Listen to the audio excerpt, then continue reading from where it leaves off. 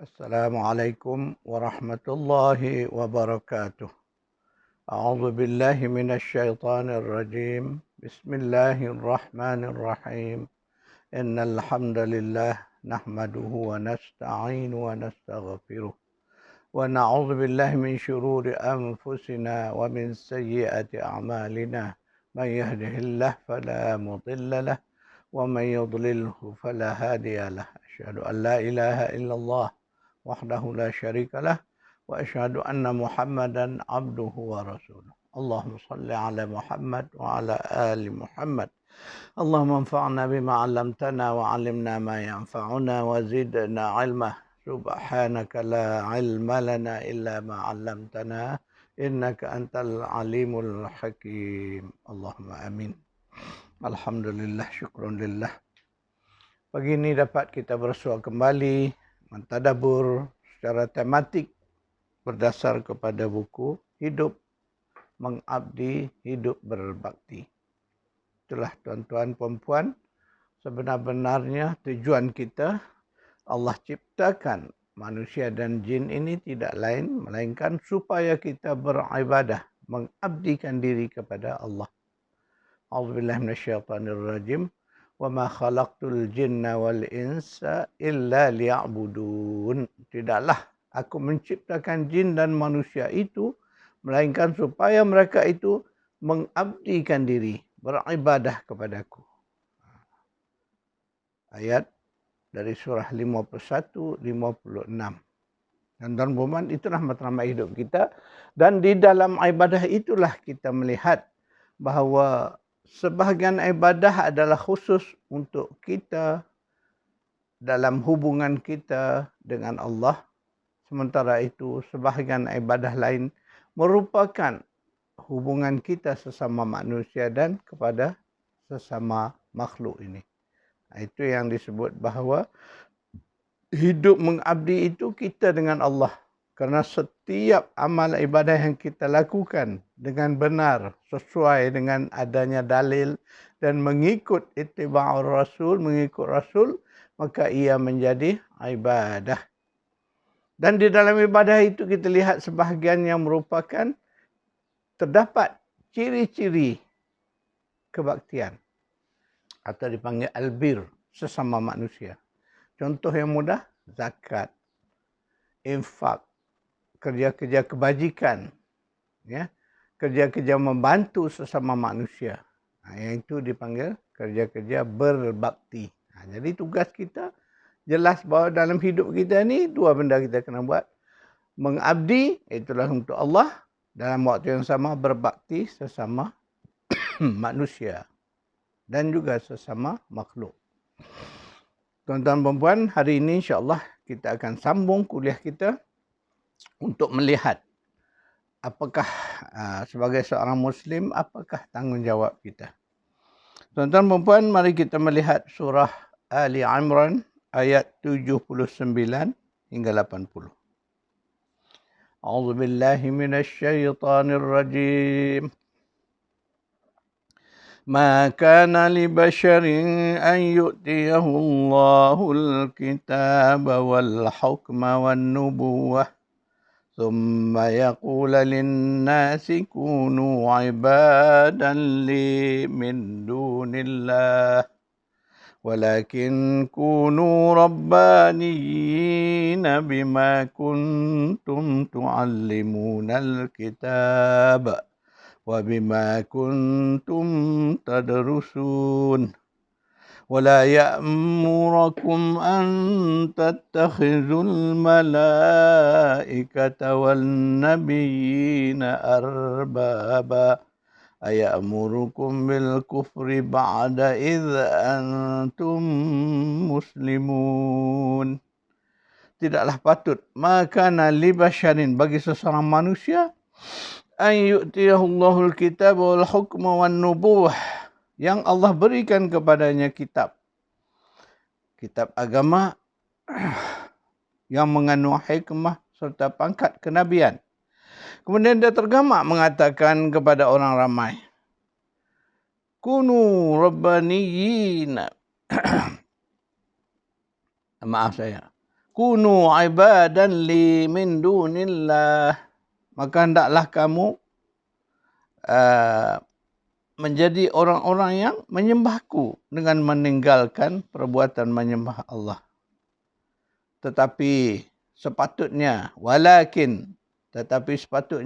mereka mestilah berkata, kunu rabbaniyina bima kuntum tu'allimunal kitab wa bima kuntum tadrusun.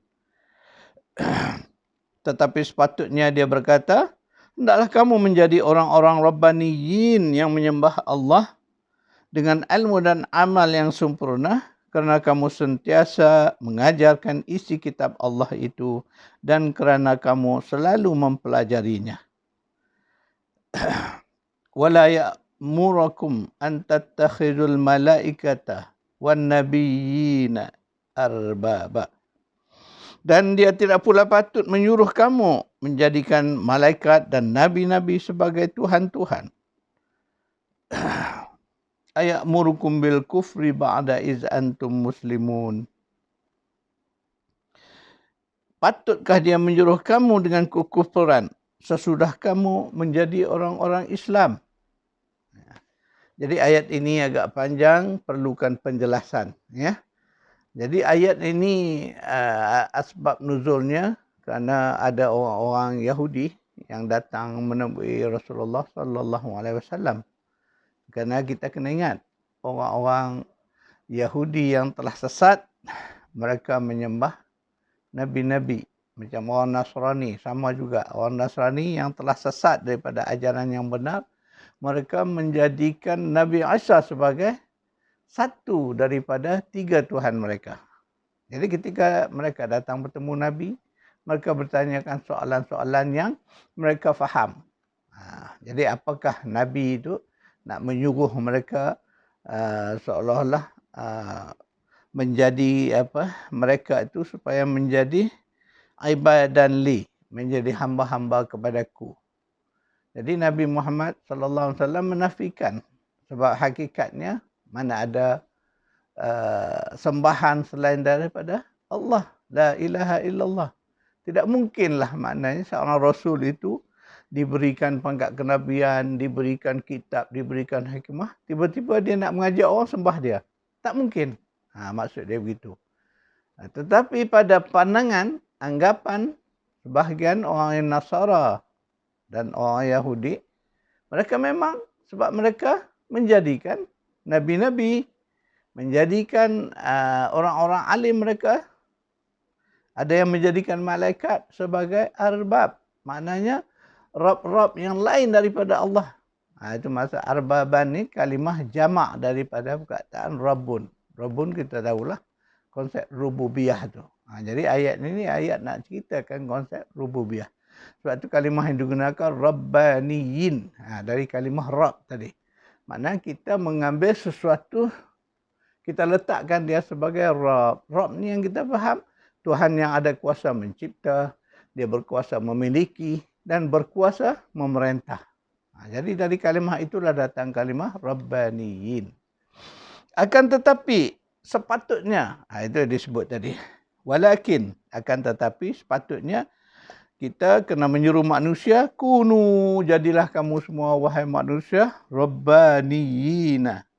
Menjadi orang-orang Rabbani. Rabbani ni orang-orang yang faham, menerima konsep Allah sebagai Rabb. Satu-satunya Rabb. Itulah Allah itu. Itu maksudnya Rabbaniyin ni. Orang yang mengaku, macam kita lah. Orang yang beriman ini, kita mengaku Allah itulah Rabb kita. Sebab itu bila kita memuji Allah, kita sebut Alhamdulillahi Rabbil Alamin. Maknanya itu konsep itu. Jadi kita yang beriman, orang-orang Muslim ini, itulah pegangan kita. Bahawa kita inilah yang disebut Rabbaniyin. Walaupun begitu, Ibn Abbas membagi tafsirannya bahawa Rabbaniyin ini, maaf saya, bukan Ibn Abbas, sahabat-sahabat di zaman Nabi, ketika wafatnya Ibn Abbas disebut bahawa kita telah kehilang seorang daripada kalangan Rabbaniyin. Maknanya, sebab itu sebahagian ahli tafsir menyifatkan secara khusus Rabbaniyin ni orang-orang yang berilmu. Orang-orang beriman yang berilmu tinggi. Jadi dia mendekat diri. Orang yang berilmu ni biasanya mereka itu dekat dengan Allah. Jadi itulah yang disebut sebagai Rabbaniyin. Jadi Rabbaniyin ni jamak, ramai ya. Jadi kalau seorang dipanggil Rabbani. Insan Rabbani. Saya baru saja menyiapkan sebuah buku tajuknya Insan Rabbani. Itulah. Karena buku itu insya-Allah akan menjelaskan tentang konsep Rabbani. Ya. Jadi buku ini dah siap dalam bentuk manuskrip.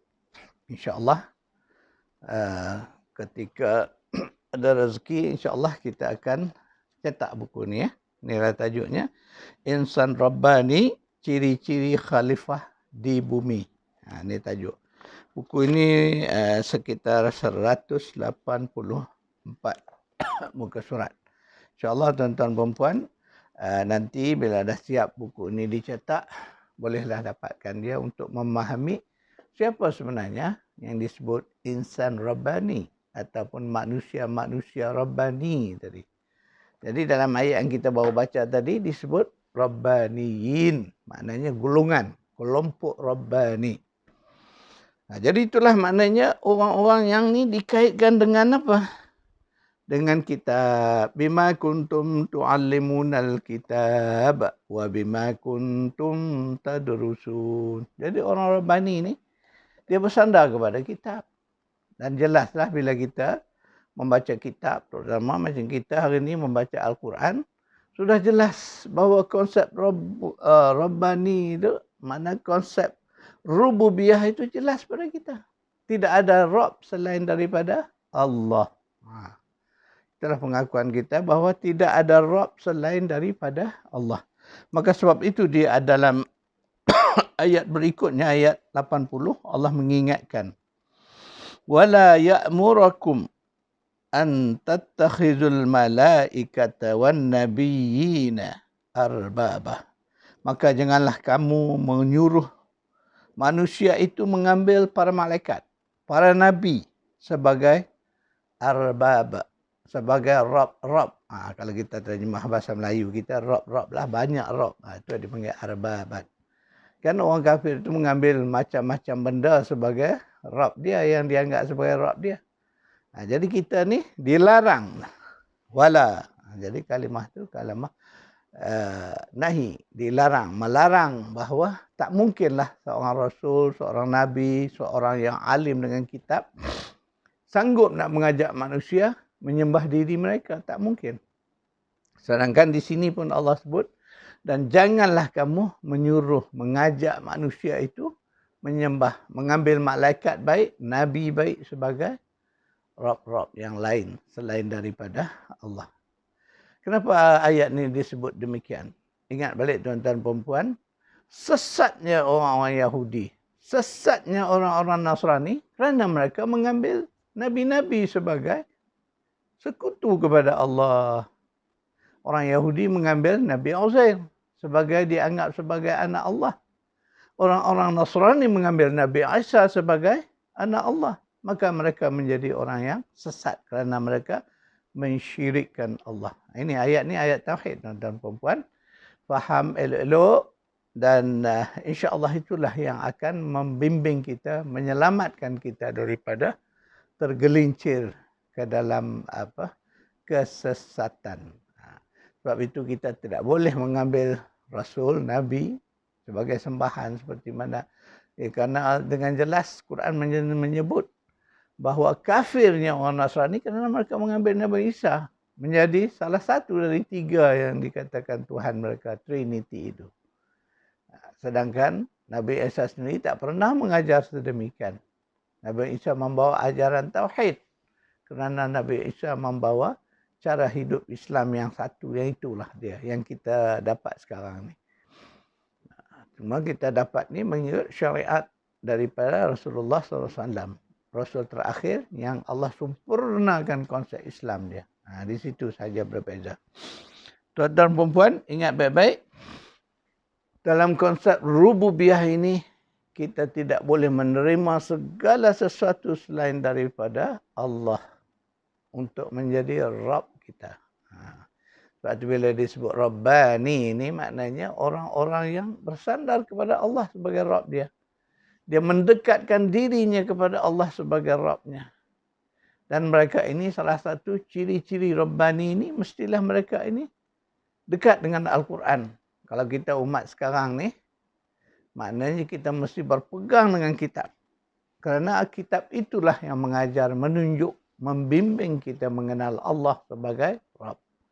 Kemudian sifat ciri-ciri orang Rabbani ini, mereka juga mengajar apa yang mereka tahu, ilmu mereka, mereka sampaikan, mereka kembangkan, mereka dakwahkan. Inilah ciri-ciri Rabbani. Jadi berdoalah kita, berusahalah kita supaya kita termasuk dalam kelompok Rabbaniyin tadi. Tuan-tuan perempuan, jadi pengabdian diri kita hanyalah kepada Allah, iaitu menjadi kelompok Rabbaniyin. Dalam waktu yang sama, kita hendaklah menjauhi syirik, iaitulah mengagung-agungkan dan mengangkat makhluk selain daripada Allah. Tak kiralah siapa, sama ada mereka ni malaikat atau para rasul, para nabi. Kita tak boleh mengangkat mereka dan sekutukan dengan Allah. Mana tidak mungkin kita mengangkat mereka sebagai Rabb. Sebab apa? Tiada makhluk yang ada ciri-ciri Rabb. Mana ada makhluk yang boleh mencipta? Tak ada. Mana ada makhluk yang boleh memiliki semua ciptaan ini? Tak ada. Malahan diri kita pun kita tak boleh miliki. Ya, walaupun hakikatnya kita kata diri kita, kitalah punya. Tetapi hakikatnya bukan kita punya. Allah yang punya. Itu sebab Allah tu layak dia sebagai Rabb kita. Sedang kita tak mungkin tak layak. Baik jugalah Rasul, Nabi-Nabi atau para malaikat. Kerana mereka adalah makhluk yang diciptakan, yang tiada kekuasaan. Tak mampu mencipta, tak mampu memiliki, tak mampu memerintah. Mari kita baca ayat berikut. Iaitu dari surah Taubah, surah 9, ayat 30. أعوذ بالله من الشيطان الرجيم وقالت اليهود عزير ابن الله وقالت اليهود عزير ابن الله وقالت النصارى المسيح ابن الله ذلك قولهم بأفواههم يضاهئون قول الذين كفروا من قبل قاتلهم الله أنى يؤفكون. Dan orang-orang Yahudi berkata, Uzair, Nabi Uzair ialah anak Allah. Dan orang-orang Nasrani berkata, Al-Masih ialah anak Allah. Demikianlah perkataan mereka dengan mulut mereka sendiri, iaitu mereka menyamai perkataan orang-orang kafir dahulu. Semoga Allah binasakan mereka. Bagaimanakah mereka boleh berpaling dari kebenaran? Ya, baik-baik tuan-tuan perempuan, saya dah menyebut sebelum ini, sesatnya orang-orang Yahudi dan Nasrani inilah dia. Mereka menyengutukan Allah dengan mengangkat Nabi-Nabi. Itu sebab tadi dalam ayat yang kita baca, surah Ali Imran, ayat 80 juga tadi kita baca, surah Ali Imran tadi, disebut bahawa kita dilarang mengajak atau menyuruh orang lain untuk mengambil para malaikat atau Nabi-Nabi sebagai arbab. Ini adalah dia. Jadi orang Yahudi dan Nasrani sesat mereka dan mereka dilabelkan sebagai kufur kerana inilah dia. Ayat ni jelas ya, menunjukkan bahawa mereka menyengutukan Allah. Makna kata-kata mereka itu menyamai Allah sebut sebagai perbuatan orang-orang kafir yang dahulu.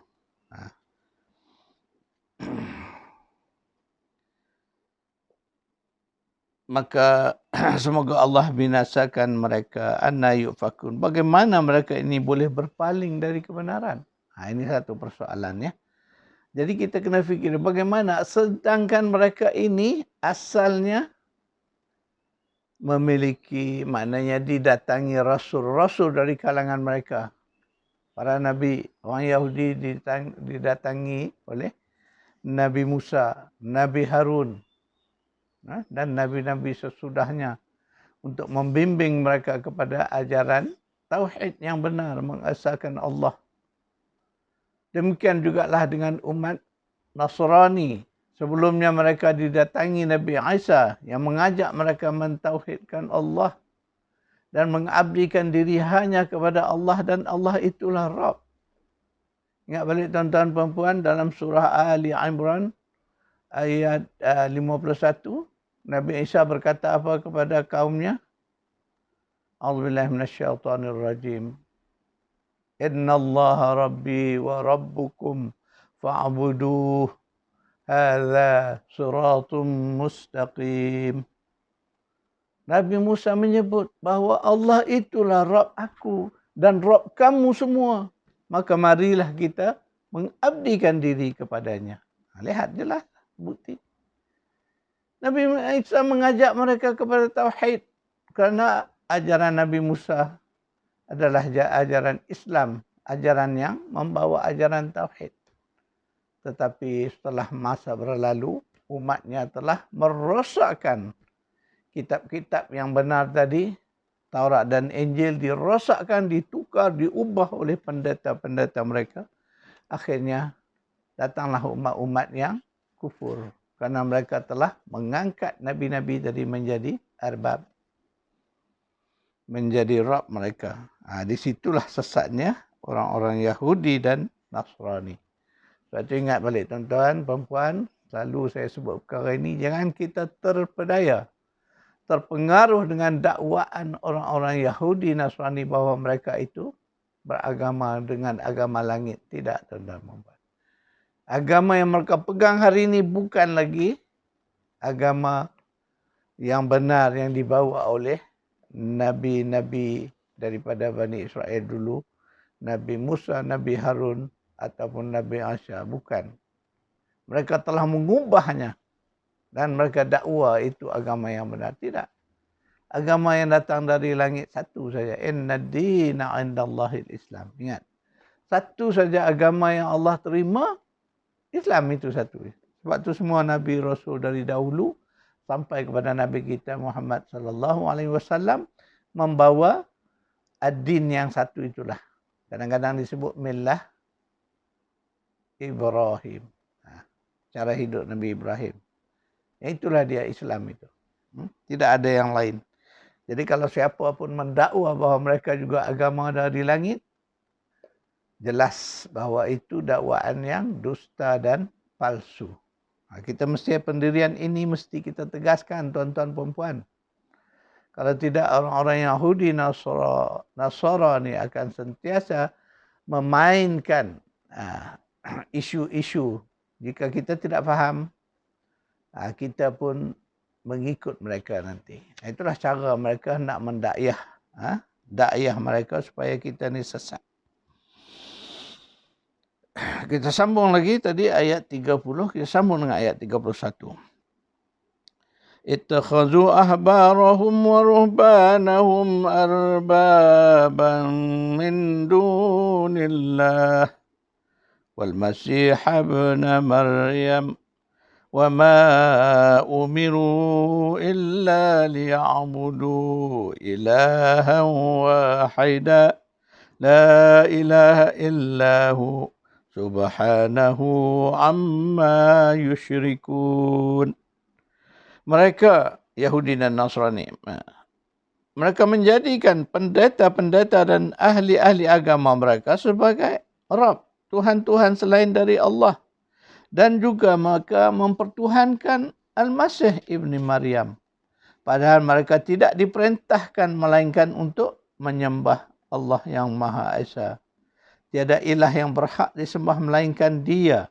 Maha suci Allah dari apa yang mereka sekutukan. Tuan-tuan dan puan, ya, dua ayat ni dari surah Taubah ayat 30-31 jelas bahawa Allah menegaskan tentang syiriknya orang-orang Yahudi dan Nasrani. Mereka mengambil ahbarahum wa ruhbanahum, pendeta-pendeta dan ahli-ahli agama sebagai arbab. Sedangkan kita ni dia ajar Rabb tu satu je, Allah je. Mereka mengambil pula sebagai arbab ni pendeta-pendeta. Sampai hari ini kita melihat. Itulah realitinya. Mereka menyanjung, mengangkat padri, ketua-ketua agama mereka sebagai layaknya Tuhan. Boleh pula mengampun dosa kesalahan. Kan sifat-sifat itu luar biasa. Sebagai manusia, mana mungkin dia sendiri manusia yang melakukan salah silap, bagaimana dia ada kuasa mengampun. Tapi itulah yang terjadi hari ini. Mereka mengangkat itu yang disebut tadi ni, ahbarahum wa ruhbanahum sebagai arbab. Jadi itulah, disitulah sesatnya mereka ini. Ya, kita melihat mereka mengangkat ketua-ketua agama. Sama juga dengan agama-agama sesat yang lain. Mereka mengangkat sami-sami mereka, ketua-ketua agama mereka sebagai arbab. Yang mereka puja, yang mereka sembah. Mereka sanjung. Ya. Orang Buddha. Buddha tu manusia asal tapi dipatung, didewakan, disembah, dipuja. Itulah kesesatan. Ya. Orang-orang yang sesat. Iaitulah orang-orang yang kufur kepada Allah. Mereka mengambil makhluk ini, terutama ketua-ketua agama mereka sebagai arbaban. Itulah silapnya. Sedangkan ayat 31 Allah menjelaskan wama umiru, dan tidak, padahal kita ni diperintahkan supaya tidak mengabdikan diri kepada yang lain melainkan kepada Allah yang Maha Esa, illa liya'budu ilahan wahida. Itulah la ilaha illahu, tiada ilah yang layak kita abdikan diri kita melainkan Dia. Subhanahu, maha sucilah Allah daripada apa yang mereka sekutukan itu. Inilah ayat tauhid, tuan-tuan dan puan. Bila kita baca ayat-ayat ini jelas, ya. Jadi di ayat kita lihat di sini, tauhid kita mestilah berasaskan rububiyah dan uluhiyah. Barulah sempurna tauhid kita, ditambah lagi dengan asma wa sifah. Mana itulah tauhid yang diajarkan oleh Al-Quran. Tuan-tuan dan puan, marilah kita belajar. Walaupun dulu kita dah belajar ilmu tauhid sejak daripada usia 6 tahun, 7 tahun. Tapi tuan-tuan dan puan, marilah saya mengajak tuan-tuan dan puan, mari kita mantapkan tauhid kita dengan berasaskan tauhid Qurani. Itu yang saya sebut sebagai tauhid Qurani. Ini tauhid yang terus langsung daripada ayat-ayat Al-Quran. Sebab Allah mengajar terus ini. Kita melihat dalam dua ayat yang kita baca tadi. Di sana terdapat tauhid rububiyah dan tauhid uluhiyah.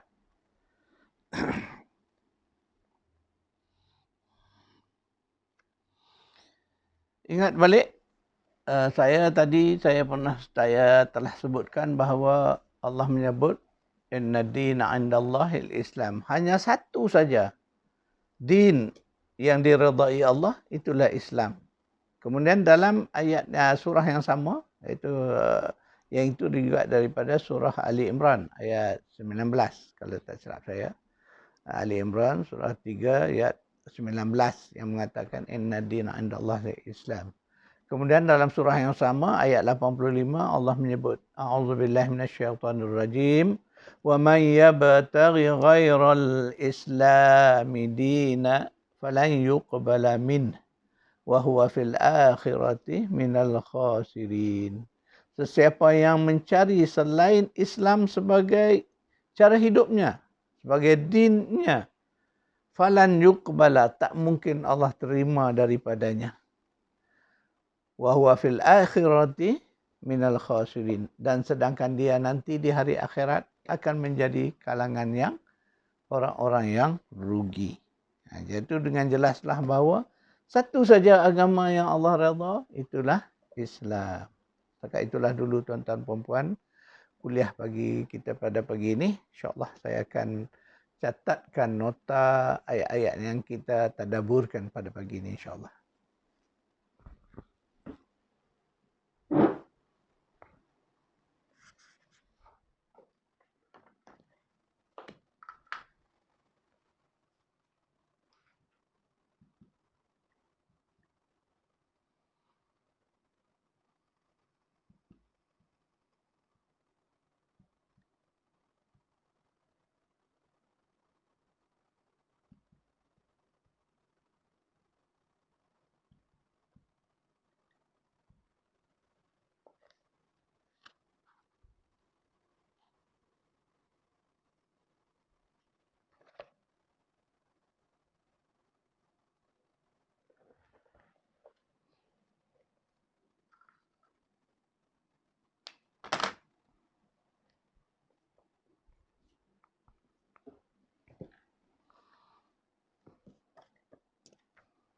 Tuan-tuan, puan-puan, itulah sahaja kuliah kita pada pagi ini. InsyaAllah kita bertemu lagi di besok hari.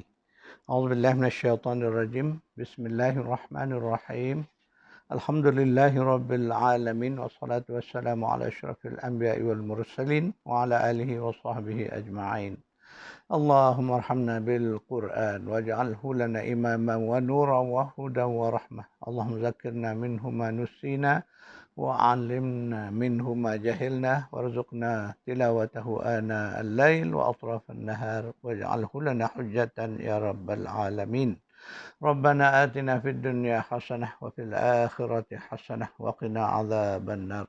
صلى الله على محمد وعلى آله وصحبه أجمعين والحمد لله رب العالمين.